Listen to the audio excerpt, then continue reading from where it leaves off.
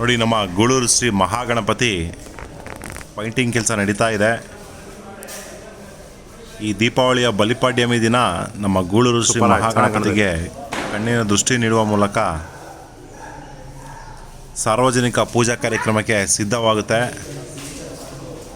ಇದೇ ಬುಧವಾರ ದೀಪಾವಳಿಯ ಬಲಿಪಾಡ್ಯಮಿ ದಿನ ಗಣಪತಿ ಪೂಜೆ ಸ್ಟಾರ್ಟ್ ಆಗುತ್ತೆ. ತುಂಬ ವಿಶೇಷವಾಗಿರುತ್ತೆ. ದೀಪಾವಳಿಯ ಬಲಿಪಾಡ್ಯಮಿಯಿಂದ 22ನೇ ತಾರೀಕಿಂದ ಪೂಜೆ ಸ್ಟಾರ್ಟಾಗಿ 1 ತಿಂಗಳ ಕಾಲ ನಮ್ಮ ಗಣಪತಿಗೆ ತುಂಬ ವೈಭವದಿಂದ ಅದ್ಧೂರಿಯಾಗಿ ಪೂಜಾ ಕಾರ್ಯಕ್ರಮಗಳು ನಡೆಯುತ್ತೆ.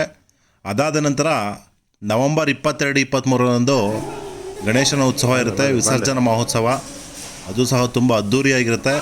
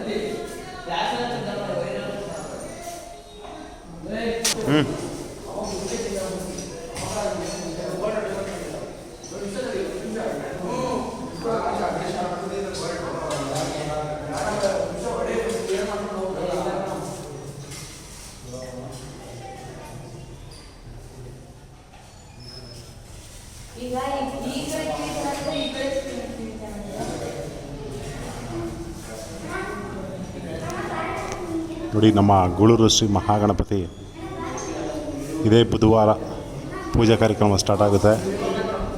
ಬೆಳಗಿನ ಜಾವ 5 ಗಂಟೆಯಿಂದ ಗಣಪತಿಗೆ ಕಣ್ಣು ಧರಿಸುವ ಮೂಲಕ ಸಾರ್ವಜನಿಕ ಪೂಜಾ ಕಾರ್ಯಕ್ರಮಗಳು ಪ್ರಾರಂಭ ಆಗುತ್ತೆ. ಇನ್ನೇನು ಕೊನೆ ಹಂತದ ಬಣ್ಣದ ಕೆಲಸಗಳೆಲ್ಲ ಮುಗಿತಾ ಇದೆ.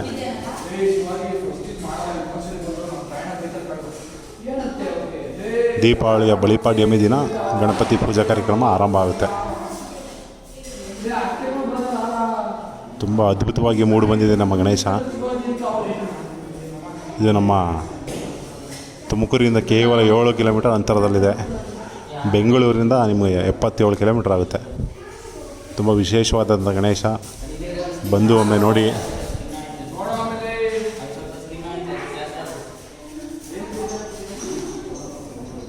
ಸಾವಿರಾರು ವರ್ಷ ಇತಿಹಾಸ ಉಳ್ಳಂಥ ನಮ್ಮ ಗೂಳೂರು ಮಹಾಗಣಪತಿ.